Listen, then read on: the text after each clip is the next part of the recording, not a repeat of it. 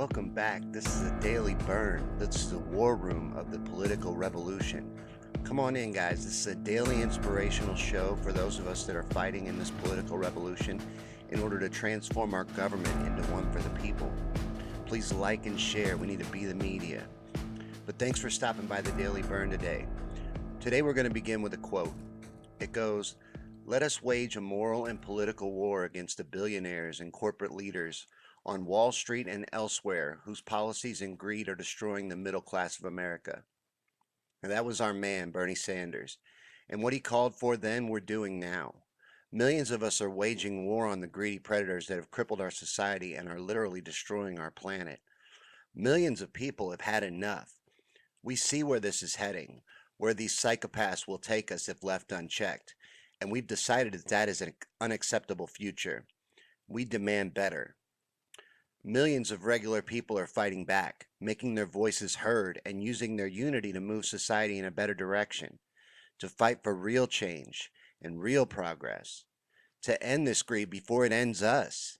We have to wage this war because we are in a war whether we fight back or not. Our planet and way of life is under attack every day. Greedy predators are absorbing as much as we'll allow them to get away with, taking and taking endlessly, never reaching their full, never having taken enough. They'll take it all. They do not care. They will run humanity off the literal cliff. They care only about money and power and acquiring more of each. They'll walk over every one of us to take everything that they can, everything that we'll allow, because we allow it in the end. And we're done letting this go on. We're done standing idly by as this greed system steals our children's futures. Millions of us are saying no more. We've chosen to stand up, and we're going to fight with all we have to advance our society, to push us towards a government and a society that is built for the benefit of the people, not big money interests. Millions of us are doing that right now, and that is how this will get done. Are you one of us? I include a link in the description of every Daily Bern to BernieSanders.com. Please go there and see if there's any way that you can join the over 2 million of us that are already volunteering to get Bernie elected president, or donate. Any amount would be great. Any amount. $3, $10, $27. Our average donation right now is $18. But this is all from regular people. That's what is driving this whole campaign. That's what's so exciting about it. And while you're at BernieSanders.com, I'm asking you to get a bumper sticker and put that bad boy on your car. That way, you're helping the campaign just by driving around like normal. We need all the people we can in this fight with us, and seeing that support will inspire them. We grow our movement by inspiring others with our show of support. We stop bickering online so much. I know it's fun, but is it productive? I mean, how many minds have you changed debating online? Honestly, arguing is only so effective, but people like to be part of the winning side, and they love an underdog come from behind story. It's not like these people don't care. They are misled. Your blue no matter who types are not bad people. They are for the most part good people. They're just misinformed. They realize things are bad. A lot of them are scared and voting out of fear alone. They are under constant attack 24/7 from a weaponized propaganda machine that lies to them and sells them wall-to-wall fear porn all day long. Fear the orange man. Vote for Biden if you want to beat the orange man. They live in a web of lies and misinformation. It's honestly not their fault entirely. Soften your approach a little. Take all that indoctrination and brainwashing into account when you're dealing with political opponents online. So we need to use our strengths here. We're intelligent. Let's use it. We can figure this out. We can overcome the obstacles as they're thrown at us. And this is mostly in our minds, but most of reality is. Believe in this fight. Know that this is the right path and stay on it. Don't let negative people cloud your mind or convince you to give up. It's all in how bad we want this. We just have to do all that we can. If we do all that we can, we're going to win. Not Bernie, us. That was the monologue. Let's get into yesterday's comments. First off, a lot of people have been showing up to the live premieres, and I really appreciate that. It excites me to see that you guys are digging this little show that I've put together. I felt called to do this, you know. This to me is volunteering. I'm doing volunteer work when I do this. Um, but I appreciate everyone that shows up to the premieres and everyone that shares and all of you great burners that are supporting this show. I really appreciate it. I want you to know that I see you. I see you out there, and it means a lot to me. But the only thing that I saw in yesterday's comments that we didn't get to, that we needed to get to, was Kyle was here, and he brought up Joshua Collins, a Bernie-crat that's running in his area, and he's not getting much exposure. So I thought we'd take a little bit of time right now to give Joshua Collins a little bit of exposure on today's Daily Bern. So here we are. This is a picture of Josh Collins. That's what he looks like anyway. And this article is from Huffington Post, is it? I'm not sure. Yeah, HuffPost. And it's on the socialist truck driver running for Congress on a Green New Deal. And blah, blah, blah. It says a lot of stuff written by a reporter.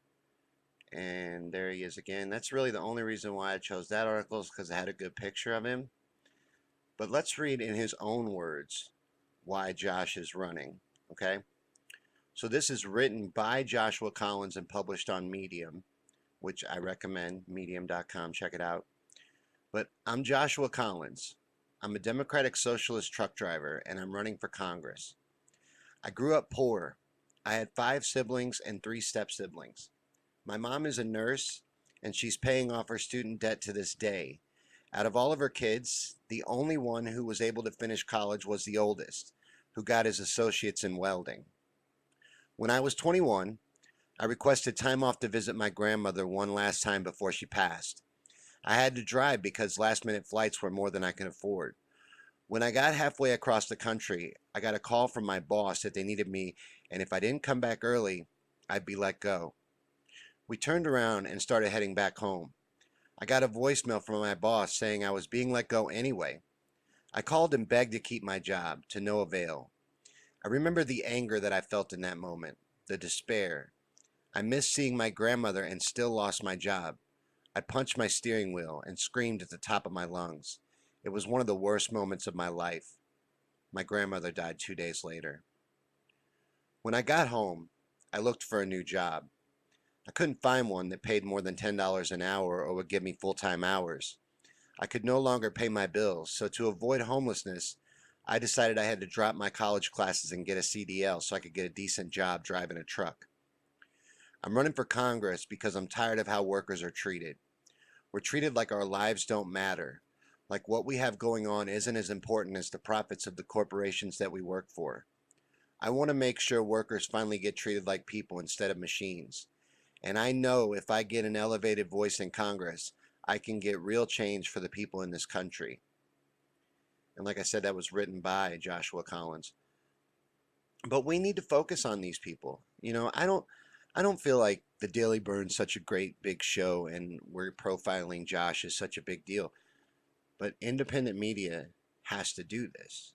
You know, I'm a baby in independent media. So I am promoting Josh today because we need to promote these Bernie-crats running for office. Bernie has inspired so many people to run for office, and that is all part of this political revolution. Bernie is not the only part of this fight. It's not the end. It's not all of it. It's not, this is a big, big fight. We're changing the whole thing, and that's going to involve a lot of Joshes, you know. So show Josh some love, like him on Facebook or something, show him a little support. Let him know you saw him on the Bern. Next, we'll get into Bernie events. Bernie events are pretty quick today. The campaign is getting ready to go to California on the 25th and 26th for 3 more events, including a town hall and a rally on Friday from a high school with an amphitheater. It's going to be at Santa Monica High School Amphitheater, which I think will be interesting. We'll have to see what kind of a amphitheater a high school has, but hopefully they have a large seating capacity because Bernie fills the house. I'm looking forward to that on Friday, and I'll try to share the feed from my Facebook page on Friday so that there'll be a place to watch that. We'll have like a watch party or something. We'll do something for it. But that's what the campaign is up to. They're mainly focusing on opening campaign offices right now. They say that that's their biggest thing right now is getting these campaign offices up and running because the support has been so massive, so overwhelming, more than they even anticipated in their wildest dreams, which is fantastic. So, but they want to get these campaign offices up and running to capitalize on that support. That's what their main focus is right now. Now I come up here and we start doing our little news segment. I still haven't named the news segment. Yesterday I asked what you guys thought a catchy name for the news would be. Um, we used to do the news a little different. We used to do Know Your Enemy. That was what I called it. And I would go through mainstream corporate owned media and pick out propagandas and hit pieces and all that stuff and just show the ridiculousness of it each day. But then we decided not to allow that trash up in here in the war room. So now we use independent journalism and independent news. I still try to include right and left leaning. So to do that, I am using today RT and InfoWars. I do not know another right leaning independent journalism site for news. If you do, please let me know and I will mix it up. I won't always use InfoWars. But yesterday was the first time I'd ever been to InfoWars, so I'm kind of excited to go back and check it out again. But we'll start here at RT. Their top story, they don't have a politics section, but their USA section. Top story is big victory. Trump and Democrats agree to offload U.S. debt issue on next president and future Americans. Wow, isn't that nice? Let's read a little bit of that. Okay, so I spared you all the loading time of my computer, which is a lot. We'd still be here waiting if I hadn't, and cut right to it. Here's the article. It says Republicans and Democrats have struck a deal on raising the debt ceiling and U.S. government budgets through 2021, lowering the risk of a shutdown or a default and kicking the $22 trillion economic can down the road. President Donald Trump announced the deal in a tweet on Monday. Of course he did. Of course he announced it in a tweet, calling it a real compromise. Doesn't he announce everything in tweets?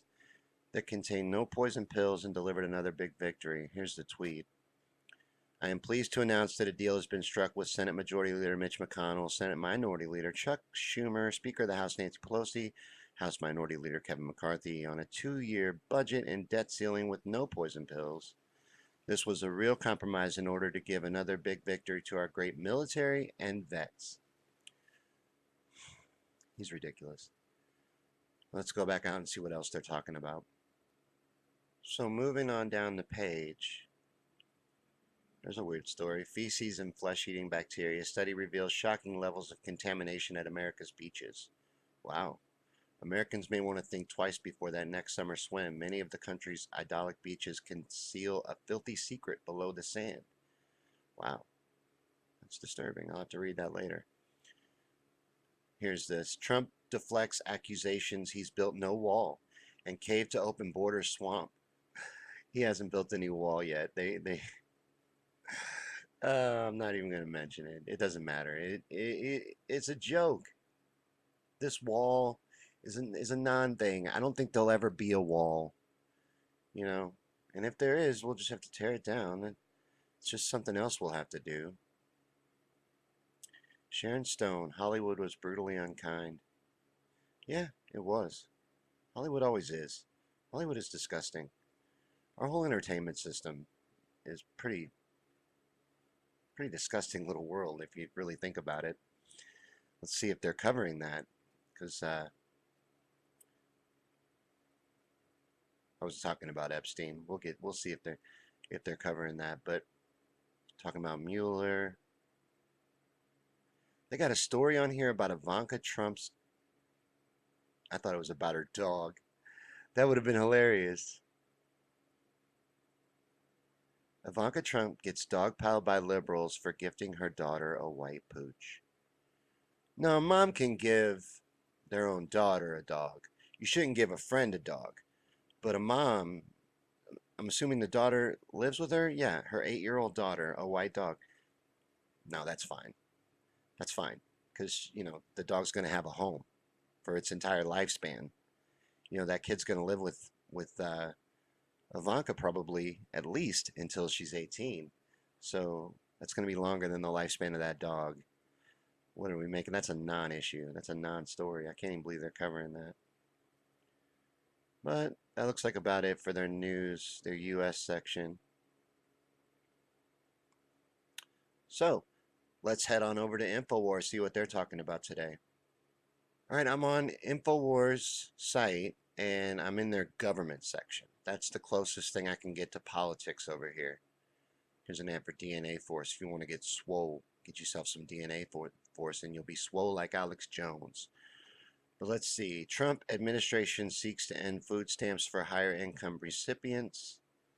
Trump calls squad a nightmare for America. I think it's weird that the squad gets so much media coverage. And because they silence their message. What they stand for is something that the media silences. The media silences Bernie Sanders. There's complete media silence on Bernie right now in the mainstream. But they give the squad, AOC and all her friends, tons of coverage, tons of it.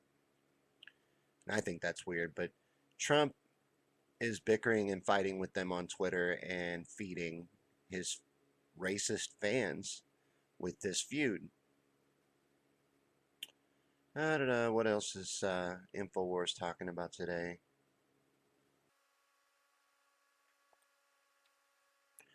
Oh, okay, they're covering Omar introducing his resolution defending boycott of Israel. Let's see if they actually fairly cover that story. Omar introduces resolution defending boycott of Israel. U.S. Rep. How do you say her name? I'm gonna guess moving forward so I can read the story, but I need to know if I'm right. Ilhan Omar proposed a resolution this week supporting the right to boycott Israel, likening the boycott of the Jewish state to boycotts of Nazi Germany and the Soviet Union. Omar's resolution seeks to push back against U.S. laws banning the boycott of Israel and affirms the right of Americans to organize boycotts of foreign countries if they so wish. Can you believe that it's illegal to boycott Israel? Isn't that crazy? But while the resolution doesn't explicitly name Israel or as pro-Palestinian boycott, divestment, and sanctions movement, she told media outlets that the resolution concerns the Jewish state. Oh my God, this is a really hard article to read. It's got a lot of ads in it. Oh, it's over. That was the end of the article. At least they're giving it coverage. The double standard in deplatforming and banning media outlets is apparent when CNN invites a supposed neo-Nazi on their show. Neo-Nazi? Oh, Richard Spencer. Isn't that his name, Richard Spencer? I don't know his name.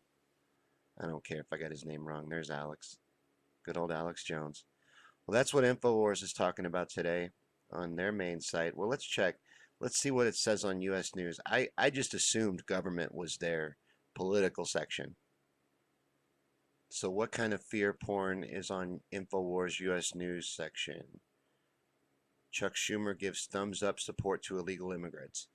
That is a big thing that the right pushes, is this immigration issue. And it's kind of like with abortion. They're not really doing anything. They're not going to.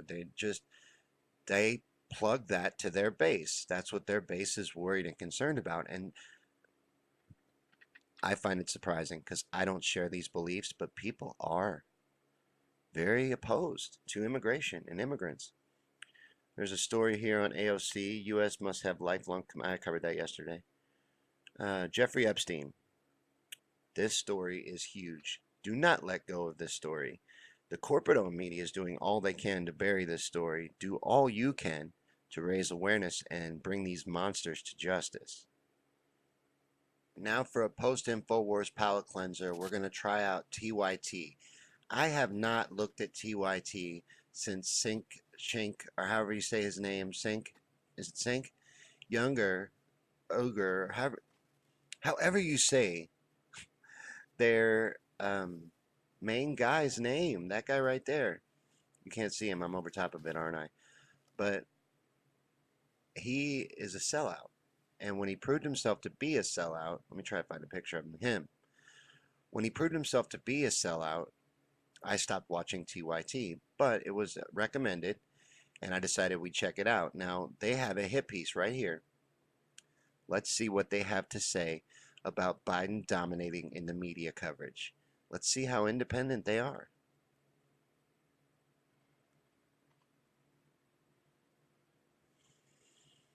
I saved you from having to watch my computer load that page. But here we go. Biden dominates in media coverage study. In the first half of this month, the number of media articles about Joe Biden was nearly double that of Elizabeth Warren. I believe that. And almost quadruple Bernie Sanders, according to a study provided exclusively to the Young Turks by the news aggregator Smart News. Okay, so Biden got a lot more coverage. Also noteworthy is the study's finding that Pete Buttigieg has a roughly similar number of articles as Senator Sanders. I believe that too. There's no coverage on Senator Sanders. It's not because there's not excitement or things going on in the campaign. There's plenty going on, plenty to cover. They're just ignoring it. Anyways, let's keep going. In Warren, in the months of April and May, the number of articles about Sanders and Buttigieg from June 1st to the 16th, the most recent data available, was almost identical. Total page views by candidate, they go into that. And that's it, isn't it? So the number of articles about Biden was modest until April, and he announced his campaign. From April onward, the study found that Biden received by far the most articles, roughly twice as many as the next top candidate each month. I wonder why that is. The study also found Buttigieg leading in page views until about March. Why are they still talking about Buttigieg if he's not getting any coverage? Anyway, put him in second place behind Biden. Oh, I see. Then they got total page views here.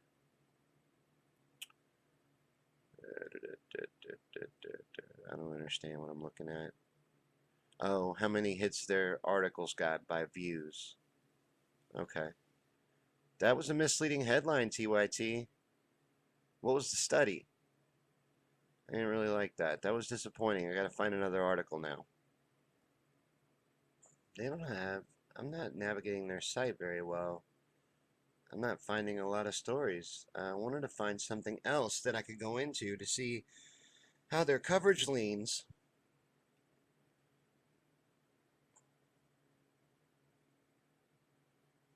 This all shows.